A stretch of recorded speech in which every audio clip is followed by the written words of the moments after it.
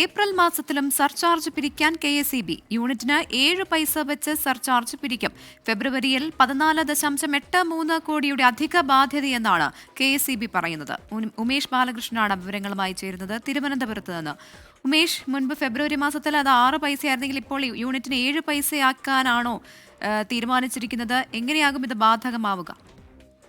സാധാരണ ഗാർഹിക ഉപഭോക്താക്കൾക്ക് 2 മാസത്തിൽ സർചാർജ് നിലയിൽ 8 പൈസയും പ്രതിമാസം ബില്ലടയ്ക്കുന്നവർക്ക് 6 പൈസയുമായിരുന്നു കഴിഞ്ഞ മാസം ഉണ്ടായിരുന്നത്. അതിപ്പോൾ വീണ്ടും ഉയർത്താനാണ് തീരുമാനിച്ചിരിക്കുന്നത്. അടുത്ത മാസം മുതൽ യൂണിറ്റിന് 7 പൈസ വെച്ച് സർചാർജ് പിരിക്കാനാണ് തീരുമാനിച്ചിരിക്കുന്നത്. കാരണം ഫെബ്രുവരിയിൽ ഇന്ധനം വാങ്ങിയതിലൂടെ ഇന്ധന സർചാർജ് എന്ന നിലയിൽ 14.83 ലക്ഷം രൂപയുടെ അധിക ബാധ്യത KSEBക്ക് ഉണ്ടായിരിക്കുന്നു.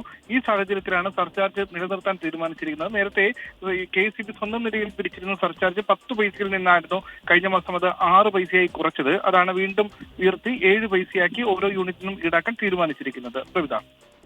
ശരി, വിവരങ്ങൾ നൽകിയത് ഉമേഷ് ബാലകൃഷ്ണനാണ്.